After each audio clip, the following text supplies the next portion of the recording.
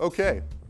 I'd like to welcome you all to the University of Texas at Austin and the Texas Politics Speaker Series. Today we have a panel of illustrious guests from the journalism business to assess the state of the press, protected and hopefully nourished by the rights enshrined in the First Amendment to the Constitution amidst the current set of rapid changes in the practice and business of journalism.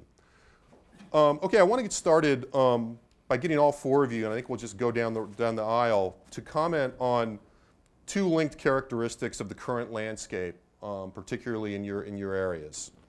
One is, on one hand, the troubles of the news business, which was really what everybody was talking about as we got started. And on the other hand, the increase in both the number of sources, the velocity of political information, and interestingly enough, as was pointed out in the New York Review of Books in a pretty influential piece a month or so ago, the demand for this information. That is, we seem to have a crisis of certain outlets in the setting of an increase in demand and an increase in the number of outlets. So the question, I think, as we start with the theme, at least for now, of the body politic, what are the implications of these changes for the role of the press in the polity? We think about the role of the press as very important, as a check on power, as a number of things. What does it mean? Harvey. Wow. Well, the first thing it means is that there is a great abundance of talent that is suddenly available, partially because of the shrinking of traditional press corps. The second thing I think it means is that the barriers to access or the barriers to entry to be able to play in this game have dropped precipitously. When I first started went online in 1998, all I had was a very rudimentary presentation, but the software cost $30,000. Now, you can be online, and if you've got some individual legitimacy, for what, $30 a month. So that creates a much bigger megaphone. The third thing is, though, it becomes much harder for the consumer to be able to pick out the information that they can rely on. As the noise level increases, the difficulty of ascertaining what is real and what's not real becomes increasingly difficult. And I'll just tell you, one of the standards that I look at is if people correct and retract. Blogs or online presences that never correct or retract are not credible, just by definition. And I guess the last thing I would say is that sources haven't really changed. I mean, your source ultimately has to have confidence in you if the source needs to be protected. They've got to know that you're going to protect them. As the number of voices have increased out there, the number of sources that feel like they've gotten burned has also increased out there. And so it has actually, I found, increased the caution of the people that we normally have to rely on. If you start out having had credibility independently, you'll have credibility later on, most likely, but it is a factor that folks consider when they talk to you. Thanks. Christy? The institutions that we've relied on, in our lifetimes at least, are disappearing. The so-called mainstream media has transformed itself. I mean, Fox News is now the largest viewership network for news right now, and it rails against the mainstream media, but what is it other than the mainstream media? And what is the definition of what you hear and how you distill it? For instance, we'll use a recent example of the Acorn question of hidden camera into Acorn offices, asking questions about, I'm a pimp, this is my whore, how can I get how can I pay taxes, how can I hide this, and getting answers. That's news, but is it journalism? And that's the question. Acorn never the conservative televideoists who did this never called Acorn and asked for any kind of any questions about their employees. They never discussed the 6 or dozen, however many offices they got thrown out of. They never talked about that they had gotten the cops called on them. The idea of hiding who you are and misrepresenting what you're doing is also another question of ethics and morals, and there is that's the whole new frontier we're looking at. There are no ethics and morals. There are no filters. And as much as we criticize the mainstream media for providing those filters, the question becomes, don't we need some? I'd echo what Harvey and Christy said. I'd add a couple things. First of all, it's almost a cliche to rail against the decline in the number of people covering these issues. The Texas press corps is smaller, undeniably, than it was 5 years ago, 10 years ago, and so on. But the need for an aggressive and ambitious effort at the Capitol to cover public policy and politics has not diminished. In fact, arguably, it's greater. And so the people who are doing, Christy and her staff, Statesman's Capitol Bureau, Harvey, Ross Ramsey, who's now joined our effort, people who've really covered the Capitol aggressively, the Observer folks, their work is more important because there's less of it to spread around. And so I think, first of all, we have to understand that the supply of journalism is down, but the demand and really the need for it is not. And that creates, I think, naturally a tension, and it causes us all to wonder whether we can really do the work that we're called to do.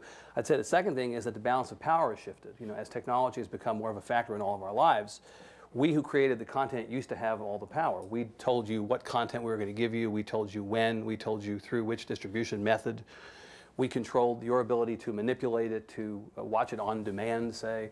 Really, the balance of power has shifted so that people who consume media have the power, and we who create the media now have to think all the time about how to meet their particular demands. We have to give them content that they can manipulate, they can embed in their blogs, they can watch in segments, they get to watch it whenever they want or read it whenever they want. Really, we've had to get as much into the distribution business as the content creation business. And I think that has changed for all of us, part of the way that we spend our day.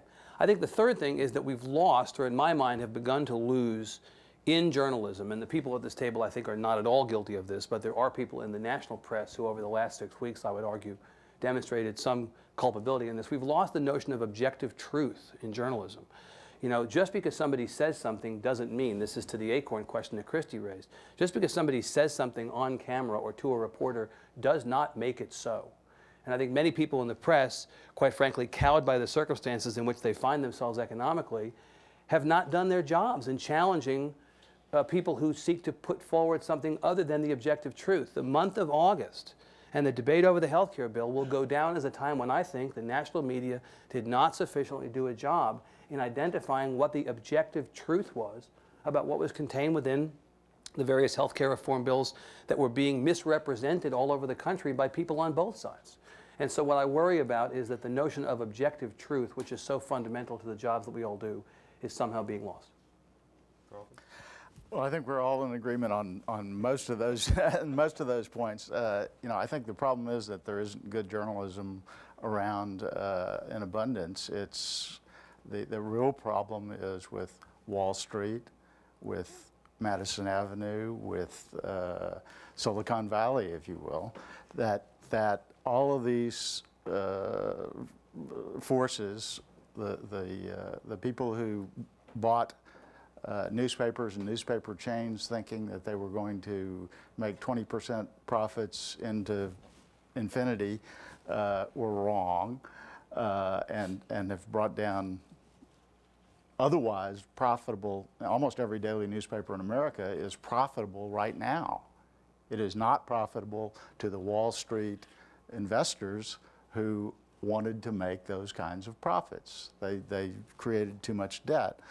Madison Avenue, you know, the newspapers sort of did it to themselves in terms of ignoring the opportunities to take advantage of the web for classified advertising.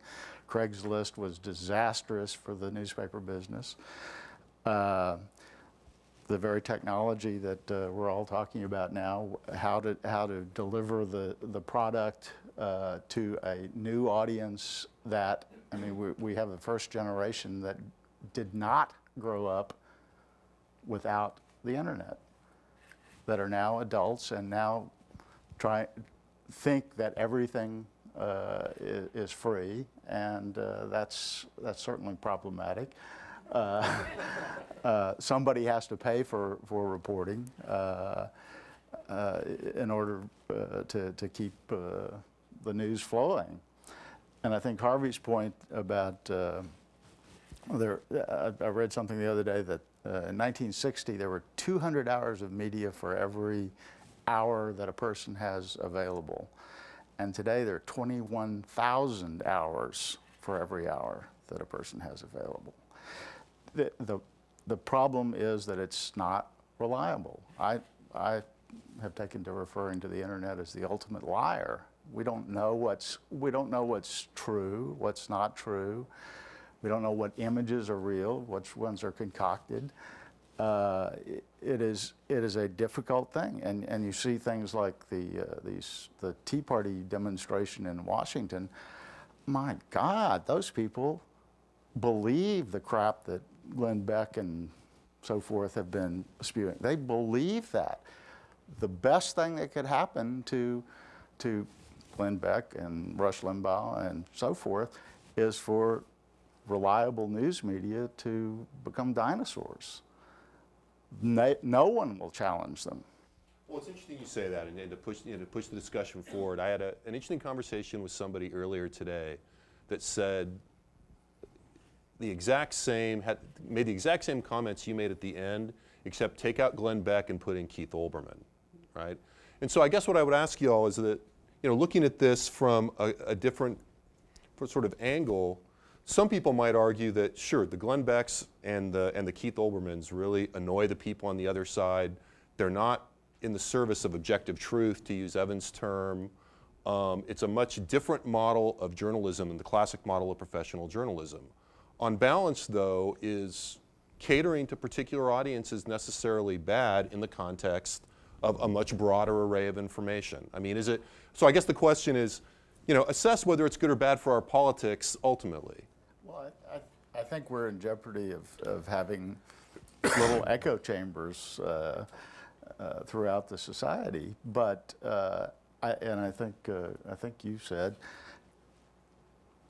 the news media to begin to become reliable in most people's eyes, and most young people these days don't believe that news is objective, even if it comes from what we would some of us would consider a reliable source.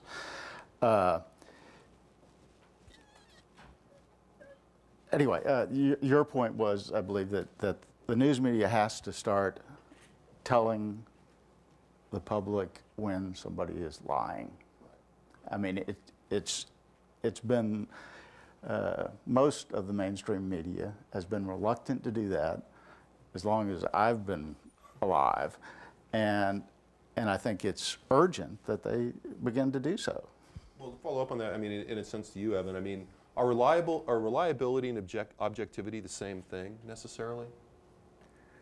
Well, I think a journalist who's objective about facts can assess whether facts are true or false, and I think that there's inherently reliability in that. I mean, I'll give you an example of something I thought actually Carlton was going here with the Tea Party thing in Washington. He was actually going somewhere different. There are competing claims about the number of people who are in Washington in attendance at this rally this past weekend. The National Park Service, or the authorities really more accurately in Washington, are claiming it was 60,000 to 70,000 people. And Glenn Beck was on television the other night claiming it was 1.7 million. Now that is an objective fact.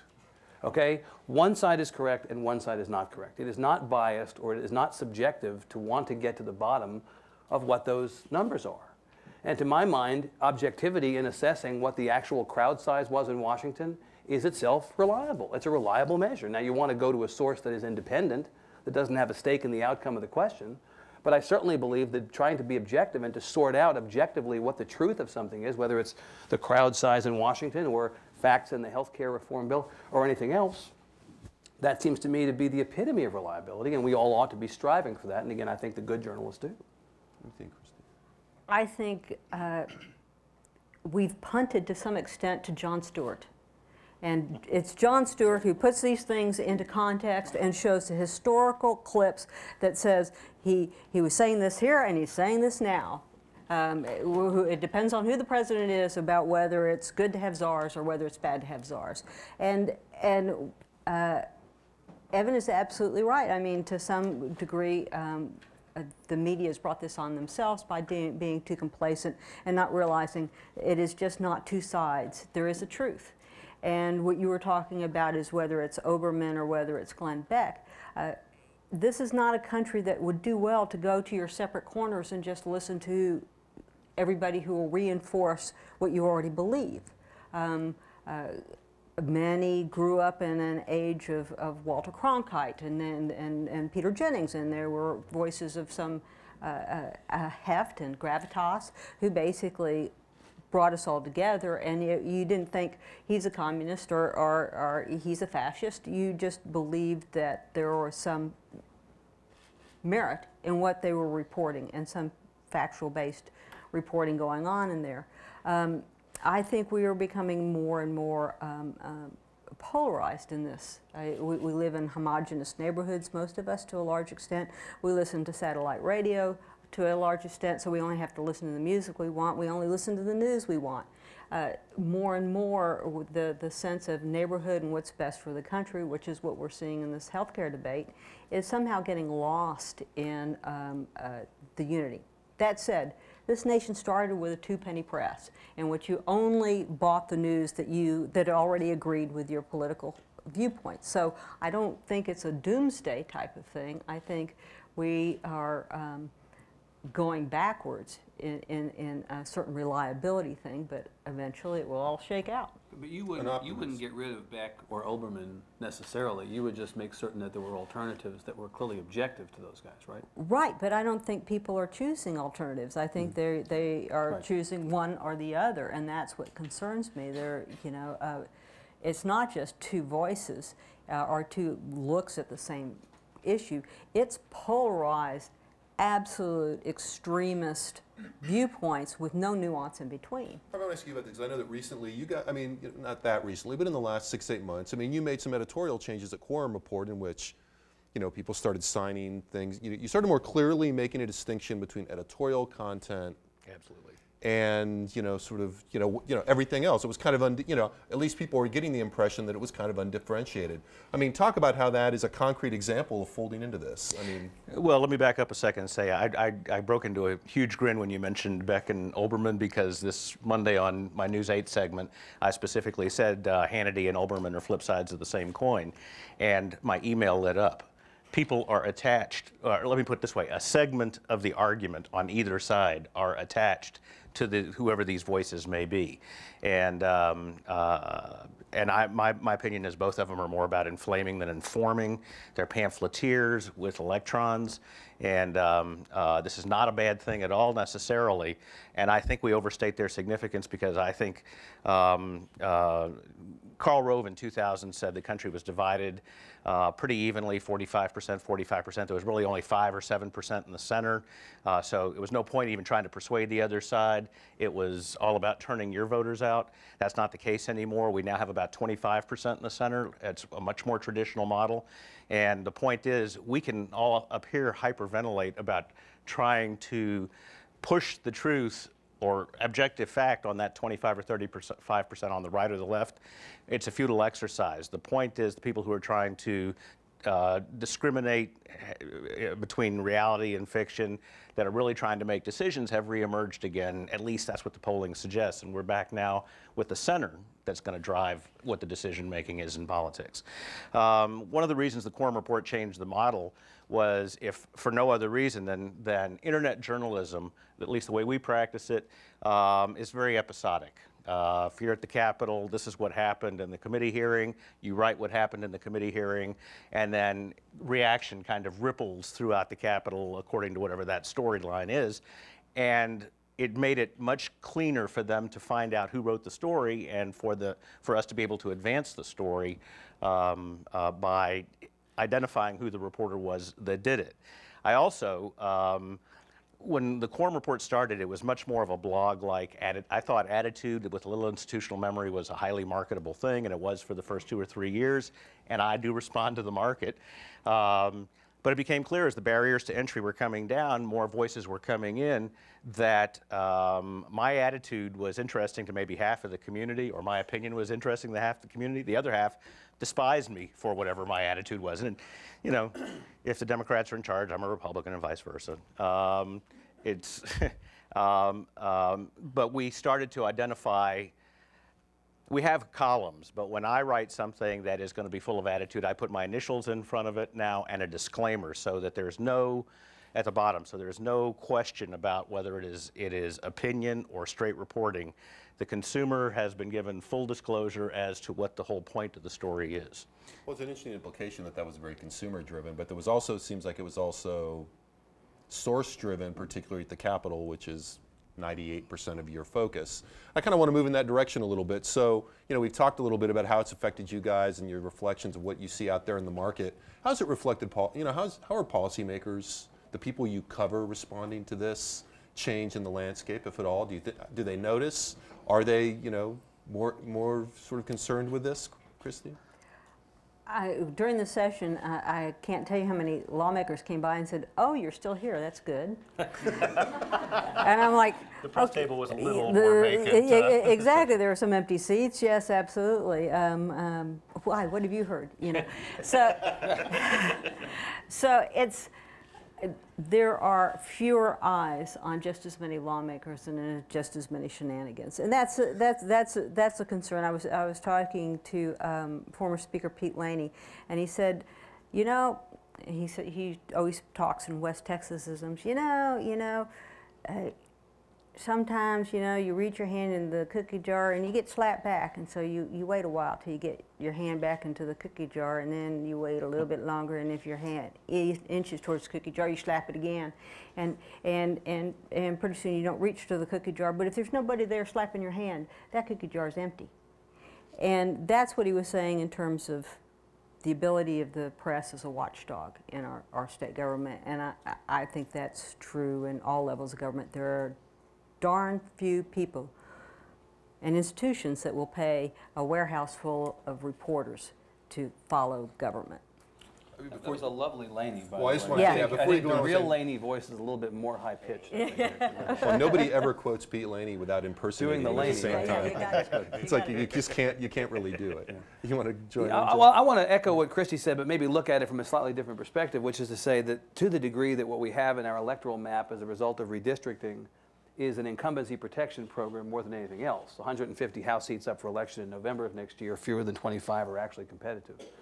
You know, I can't think of the last truly competitive Senate race that we've had. I mean, I guess the Janik Scrum Brimer, I guess, was competitive. I mean, you know, the reality, though, is that most of the seats that we have in play at election time are truly not competitive.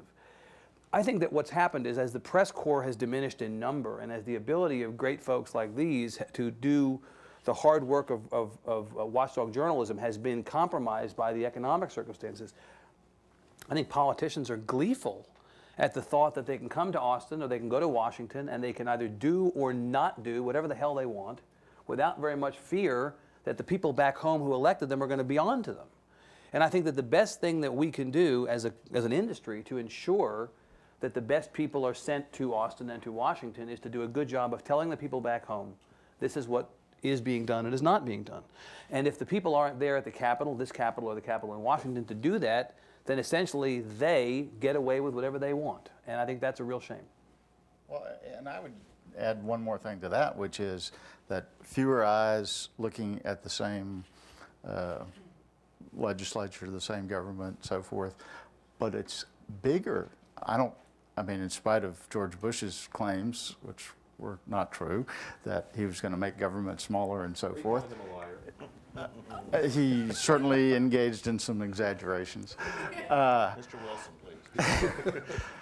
But, I mean, government is not smaller than it was last year or the year before or the year before that or 10 years ago. It's huge. It has gotten, and the money involved is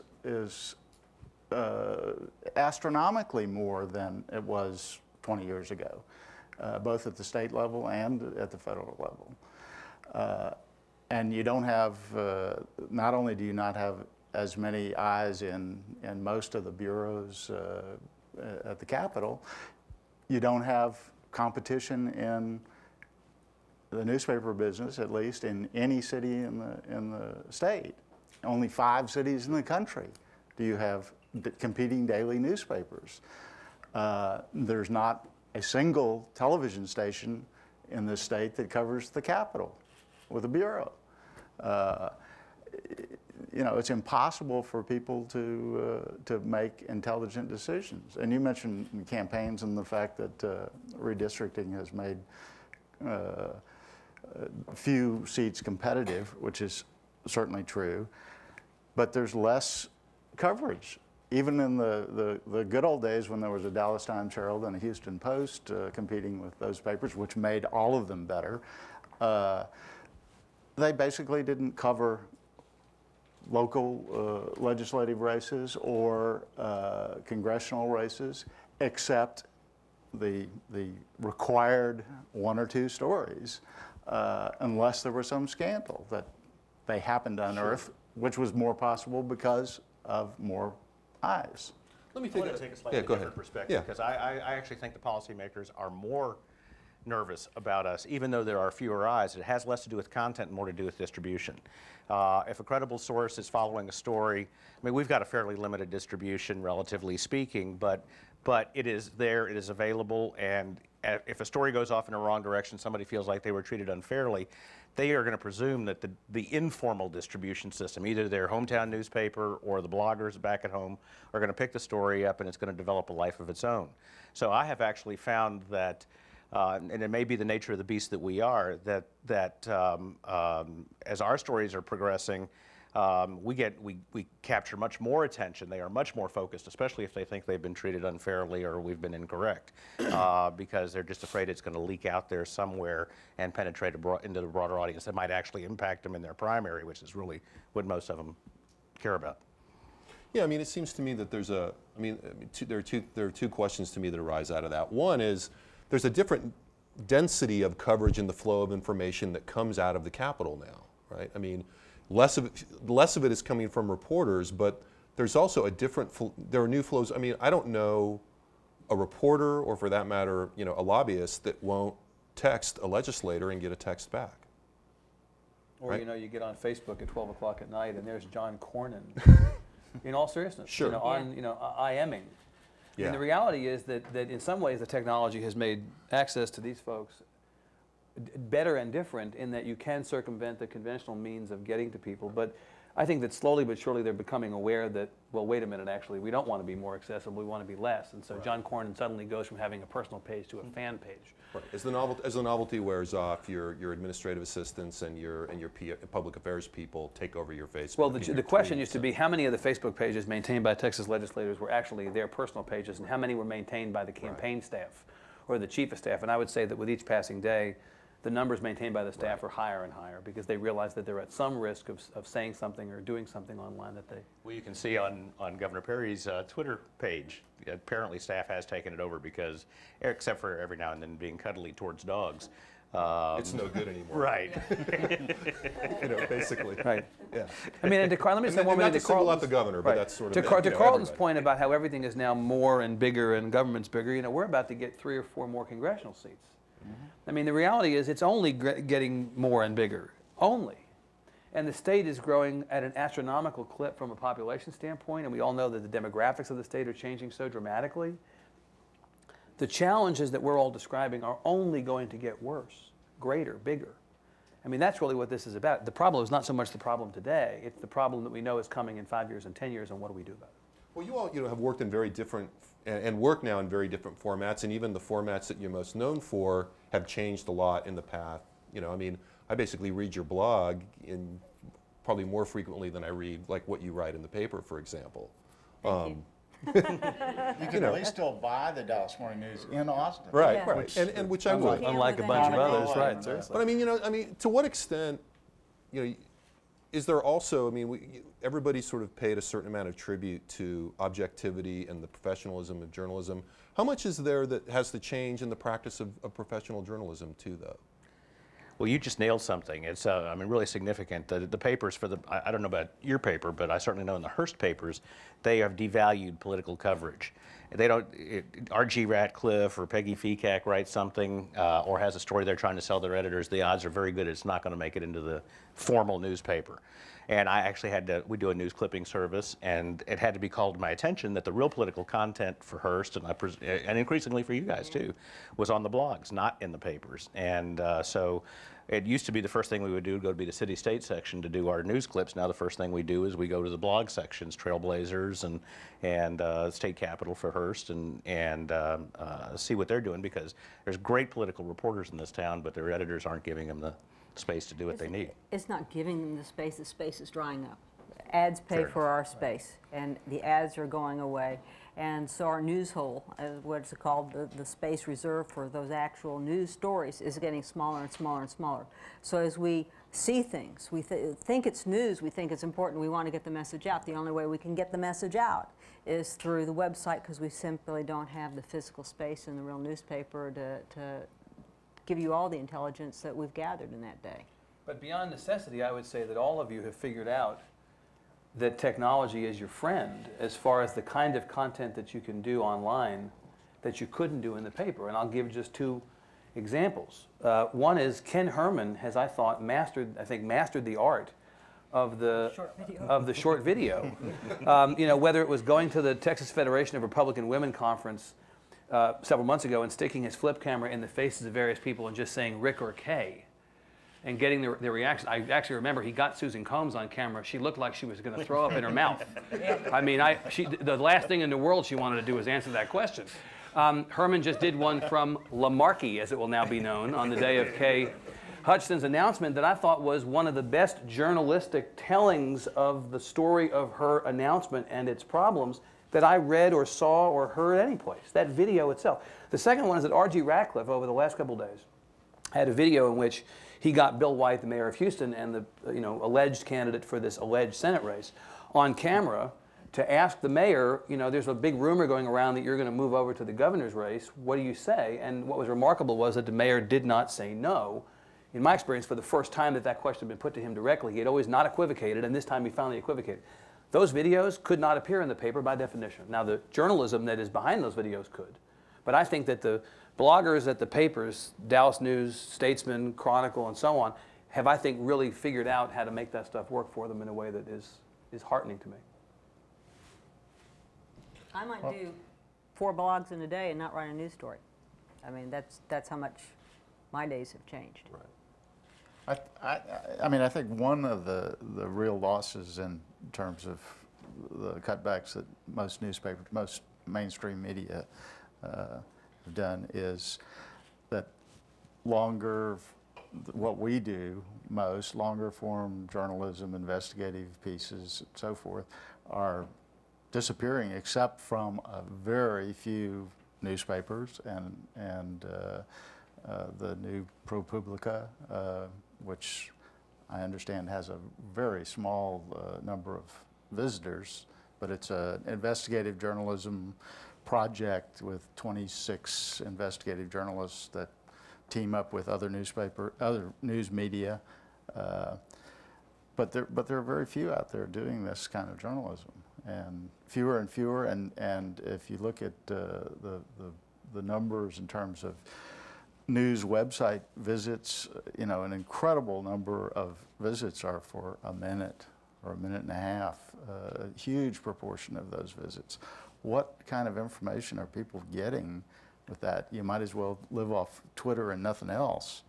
Right. And if you checked what they were going to look for, you'd be mortified. Yes, exactly. It's not Rick and Kay, it's John and Kate. And Lindsay Lohan and whatever. I mean, I have to ask you, just to play devil's advocate, I want to end this with us gossiping about politics to the extent we can. But before we do that, I mean, one last question in this area is, does the ground level practice of journalism have, bear any of the blame for what's happened to the industry, or is it all structural? I mean, because I say that because I have had a couple of people in talking about Evan's new venture and saying this could be something like really different. This could be they want to go deep. They want to sort of using some of the things they've talked about, and I've had a couple people say to me, well, if it's the same people kind of doing a different thing, it may just be that, this model of journalism has kind of exhausted itself. And maybe it is partially economics, but that, as long as I can, send a journalist a press release and know that the story is going to get covered based on the press release I send them, I am not worried. So is there, and we all know that that's gone on. I can't say that I've seen anybody at this table do that, but we all know it goes on. So is there anything about how the day-to-day practice of journalism evolved that has contributed to this? Has journalism been complacent? Yes. Has it been slow to evolve and recognize the power and the downside of the internet, absolutely. But at the same time, the internet, and to a large extent the Glenn Becks and the Keith Olbermanns, are fed by what they read in the newspaper. And you begin to wonder, okay, if they don't get the content, what are they going to riff on? You know, It's a frightening thought, really. you know, so they just go into their 1.7 million people gathered on the Washington Mall, and who's to know any better? I think it's a business model that has gone stale more than the actual. You know, you can always spiff up a product. You can always make it sexier, faster, more colorful.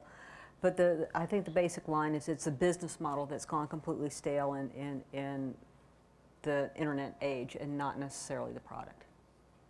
I don't Since believe I used that. to use an example. Well, but look, I don't believe that the quality of journalism is the issue. I think the quantity of it, you know, not in a literal sense that you're kind of numerically counting the number of stories or the number of reporters, but I think the reality is the journalists aren't the problem here. I think that people at the News and the Observer, Chronicle, Statesman, these are people who want to do good work. They're doing the best work they possibly can under the circumstances. This is not a failure of will. This is a failure of wallet.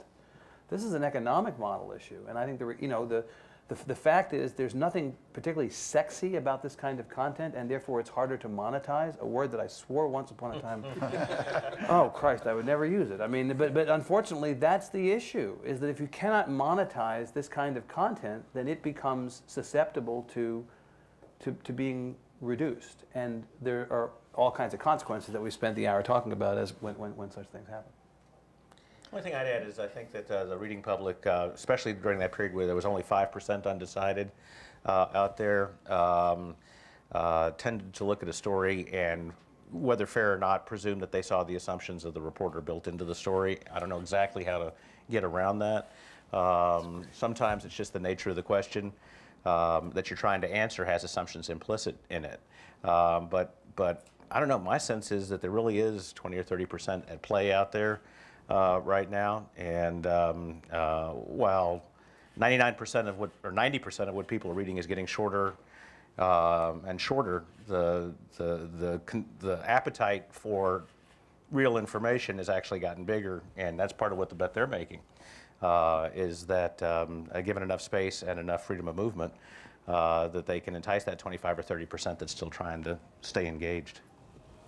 Yeah, I mean, I think part of the problem, I totally agree that the journalism is still there, it's still good. It's, as Christy made the point, you know, the history of journalism in this country is not all what some of us think about in terms of objective, competitive journalism.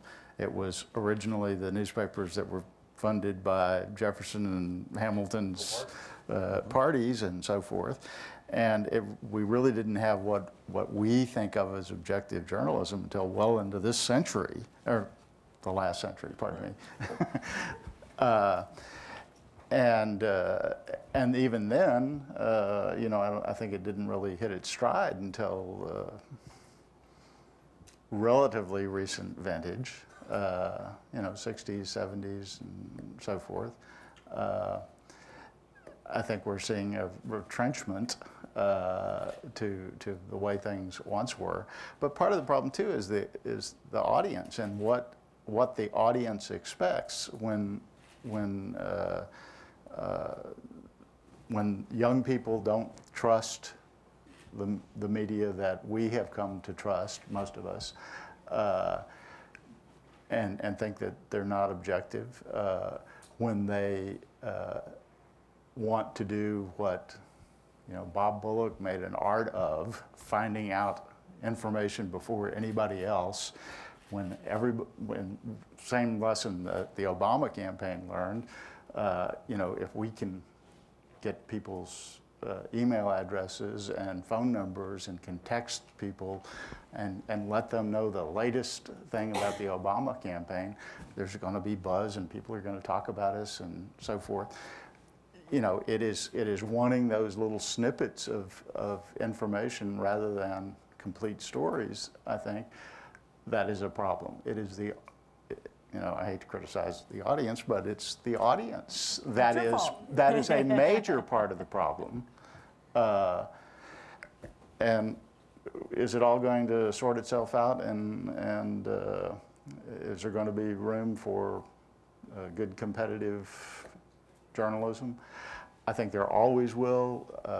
I think we got to figure out what audience we're going to reach, how we're going to reach them, and hope that everybody is more educated in the future. Well, I suspect that you'll get some suggestions on that in just a few moments, having just insulted the audience.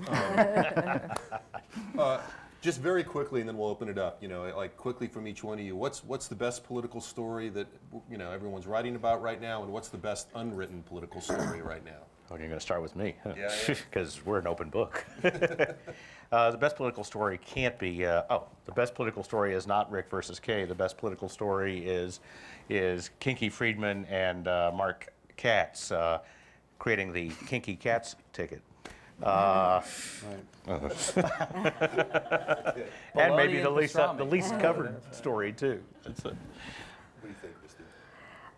I think it is the Rick Kay story, because I think it is kind of a telltale sign of the Republican Party and what they want to be, whether they want to be conservative, and George Bush wasn't conservative enough, he wasn't fiscally enough, he didn't hew to the base enough, he compromised too much, which is pretty much what Rick Perry's argument is, or whether it's the K.B. Hutchinson grow the tent, allow moderates, recognize that there are people of divergent opinions that can still be conservative, and welcome them in, and even different color, and welcome them into the Republican Party. And I think that's kind of the underlying, still to be told story on that race. And what's bubbling under and emerging? You don't have to tell us what you're working on unless you want to.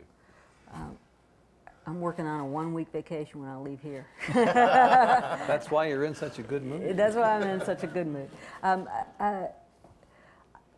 I can't pretend that I know what the story is that hasn't emerged yet. But it's Texas politics. There will always be a story that will emerge. Devin? Well, I'm tempted to say Perry versus Hutchinson, which I think is inherently interesting. I'm also inclined to say Perry versus Bush, in the sense that this race has become, as Christy alludes to, a referendum on the Bush presidency and the growth of government in Washington, which Perry has very clearly railed against. And of course, you've got Karl Rove and Karen Hughes, among others, who've aligned themselves with Hutchinson. And so you begin to wonder from a on the therapist couch standpoint what's going on with the old Perry versus Bush relationship. I would also say that David Dewhurst versus himself is a story that nobody's writing. You know, if you held all 31 Texas senators at knife point and injected them with truth serum, you would find that all 31 would not have David Dewhurst back as lieutenant governor. I'm absolutely convinced. And so I think that Dewhurst is a story that is probably out there to be written. But I would actually say that the one story that I'm looking for somebody to do is the Democratic Party's complete failure in Texas to get any traction at the statewide level. You know, God bless Tom Schieffer and anybody who wants to run for public office, better them than me or any of us on this stage, but the Democrats are fixing to field a slate of candidates next year that will make them nostalgic for Chris Bell. I mean, it is going to be an absolute disaster, a bloodbath, and I think it gives a real possibility to the idea that Democrats are going to backslide on their gains in the Texas House very seriously over the last 3 cycles. And if the Democrats can't do better than, as Harvey says, Kinky and Mark Katz, or Bologna and Pastrami, as I like to think of it, if the Democrats can't do better than those 2 guys on their ticket, or some of the other people who are running who are not intentionally funny, then I think that the notion of this as a legitimately 2-party state, you just throw it out the window. And so my question for the Democrats of this state would be, when are you guys going to get serious and nominate actual candidates for statewide office? Because until you do, you got major problems. That's the story that I would tell if we were in that business right now. Once again, there's a lot of agreement, including that last point. You know, if you look at the last competitive races in statewide in Texas, Texas is not an overwhelmingly red state. It has never been.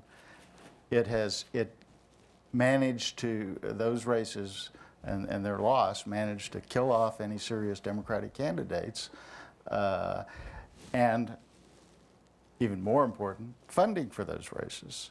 And until there is a serious, credible, statewide Democrat who makes a good showing, I don't see the money being there to elect somebody in a race that costs $20 million.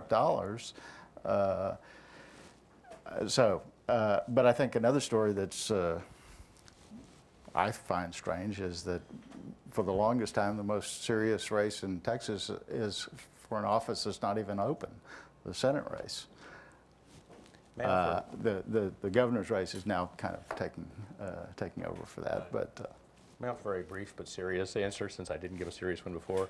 Everyone is bemoaning the demise of the Democratic Party if they don't field a slate of serious candidates, and structurally there's about a 500,000 vote difference now between Democrats and Republicans. But I'm going to oversimplify. The end of the Democratic Party as a statewide party was marked by the Jim Maddox-Ann Richards primary. Roughly half the party were the losers. They were banished. They were sent into exile. The fundraising base was divided.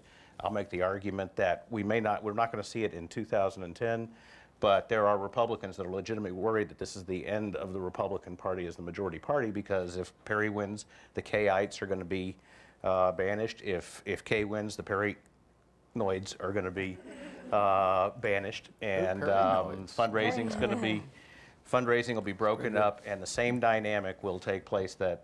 And I'm oversimplifying what happened to the Democrats in 1990, but it was the beginning of the end, and the party never recovered.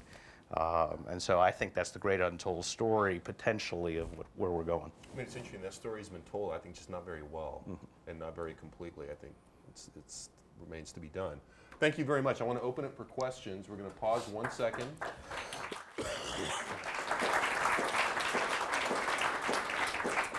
Okay, and if you'll raise your hand and wait for the mic, we've got time for probably a couple of 3 questions. Comments? Oh, come now.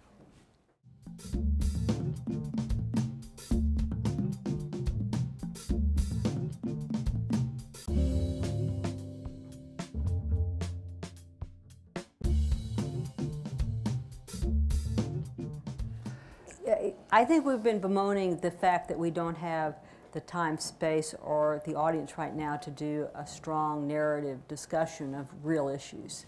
I think I could distill almost anything to 140 characters. I just don't know that it would be worth your while.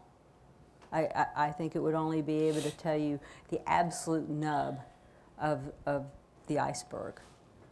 God, amazing that you can actually, I can't. I mean, everything ends up reading like a Prince song. I will write for you to, I mean, it just doesn't actually, to me, it doesn't actually, it's not communication. It's so constrained that I think you end up fitting the content that you want to get out there to the means of distributing it, as opposed to using the means to distribute the message you want. You end up limiting your message. I think Twitter is fine and useful and all that, but I think it's one of a series of arrows in your quiver in terms of communicating with an audience that wants information the way they want it. And I think that our obligation is to go, it's both and, not either or. It's conventional publication and online and blogs and Twitter and Facebook and whatever means exist, texting, whatever means exist. If you want it that way, we have to be in a position to give it to you. But I don't pretend that those methods of distribution are equally useful in terms of communicating a message. Well, yeah, I mean, how would you talk about the healthcare debate in 140 characters? You know, I think it's impossible, and there used to be at least a rule in journalism: get it first, but get it right. You know, I think the immediacy of Twitter and so forth has really caused problems with the second part of that. It is so easy to communicate so quickly with so many people that it's a hell of a lot easier to get it wrong. And that has actually happened in several cases with regard to news reporting. One with some naked guy on some building on 6th Street, and a Twitter report said he had a gun and so forth, and it got reported. Well, not true. The naked guy was true, but so I think not only do you lose the narrative and the ability to explain complicated subjects by by boiling everything down to 140 characters. I think you lose accuracy. I must say that I was very troubled. I went to an international journalism symposium here on campus a few months ago, and it was almost unanimous among these people, it seemed, that the two things that they said were most important to journalism of today and the immediate future were Twitter and the iPhone. I'll be the first to admit that I am old new media. But to me, Twitter and Facebook, maybe I haven't seen all the possibilities yet, but they strike me more as notification than communication. Notification's fine, but it is not the same as communication. And, you know, we've just started playing around with both to see where it goes, but it has no appeal to me other than to notify an audience about something that is happening, not to explore something that is happening. And to roll.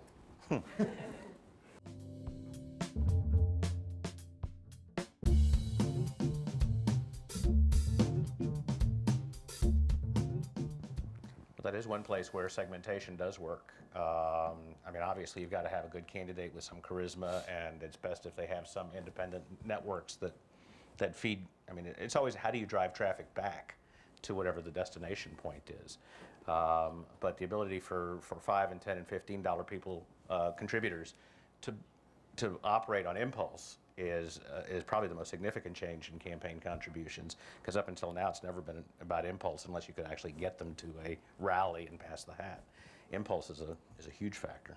And Obama did very well, but even more markedly was Ron Paul. I mean, he ran a campaign that raised tremendous amounts of money in small donations. And Deborah Medina was one of his statewide leaders, and she's running for the Republican Party against K-Boy Hutchison and Rick Perry, and could conceivably do some damage, especially to Rick Perry, who she's even to the right of on a lot of issues. So I think that'll play out a little bit. Okay, please. After you. Well, I think the model is constantly evolving.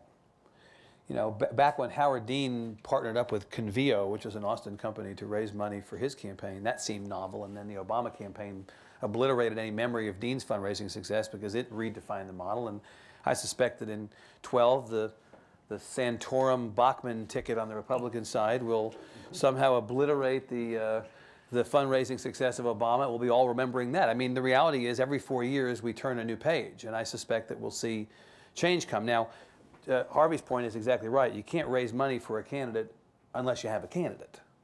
And so if you don't have a candidate running, then there's no point talking about fundraising models. The model can't create the candidate. The candidate has to create and give rise to the model, has to give rise to motivated funders and motivated voters. On the Republican side, I suspect that both Perry and Hutchison's campaigns would tell you that they're totally down with technology and that they're they are certainly better than they would have been 4 years ago. But it's going to be a while before we see, I think, a real serious internet-based candidate in Texas at the statewide level. Got to have a candidate first. There's also a legal structural issue there, Dave, which is, you well know, which is that there's no limits on how much you can raise. Right. And how you the chunks you raise the money in. So there's less incentive to go out there and make up the gap, I think. Well, yeah, and I think the candidates who have raised significant amounts of money in novel ways, particularly the internet, are very few, and the ones who will be able to do that in any significant degree are very few.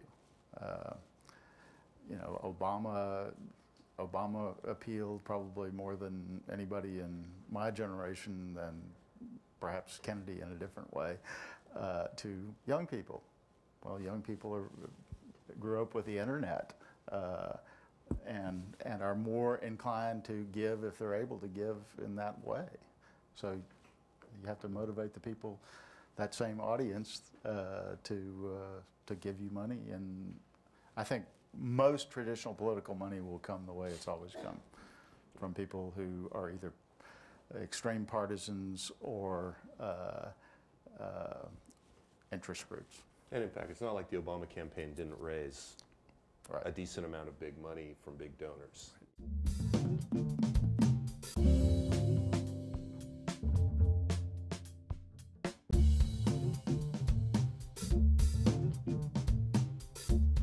I don't know that there is an answer. You know, I think the problem with having so many sources of information is that it's hard to decipher what's true and what's not true.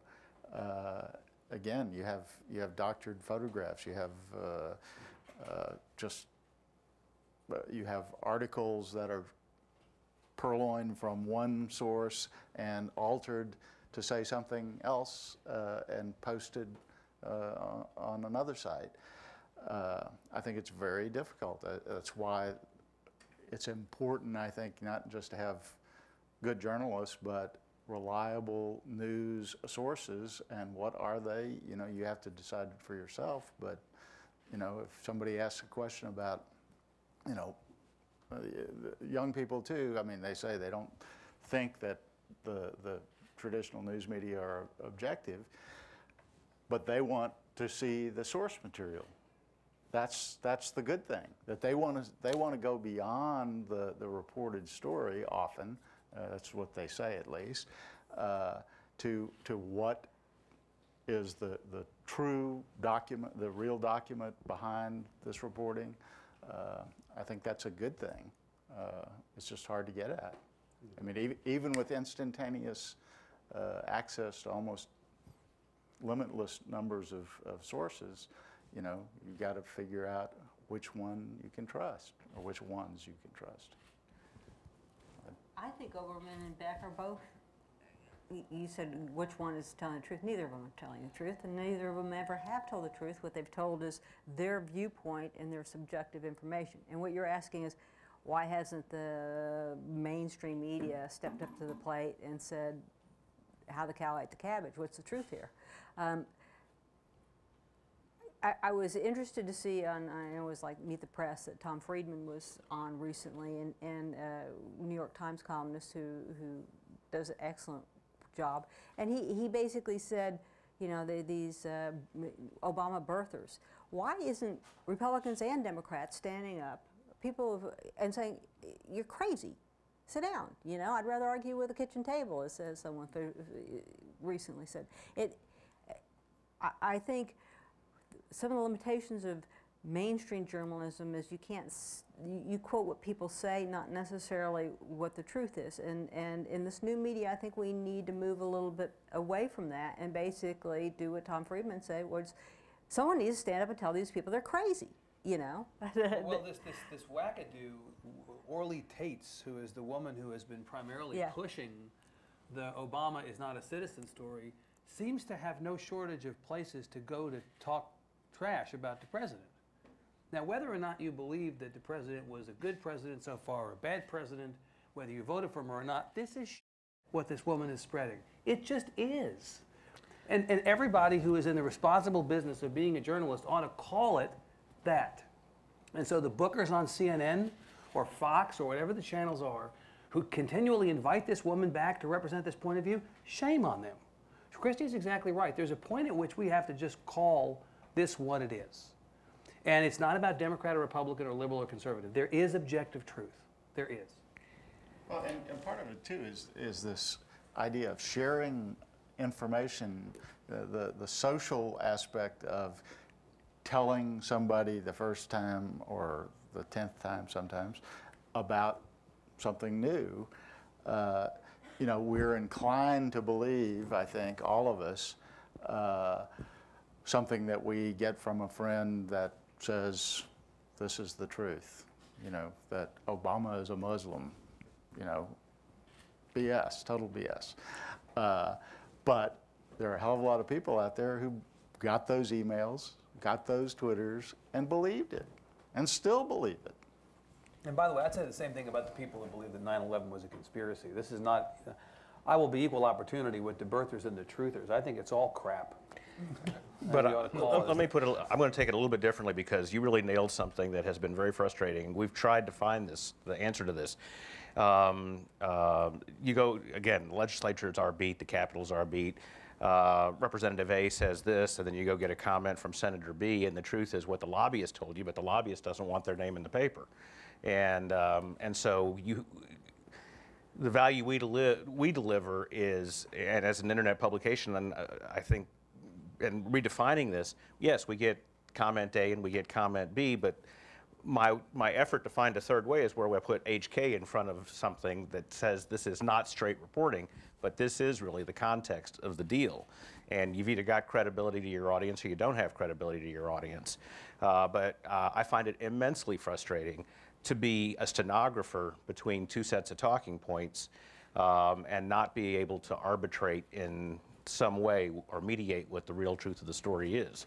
I did it excessively once upon a time. Now I try and do it sparingly because you kind of abuse your audience when you impose too much of your point of view on it. But ultimately, I know what the real story is, and people pay us money to hear what the real story is. And when we stop delivering the real story, they'll stop paying us money. I'm going to have time for one more.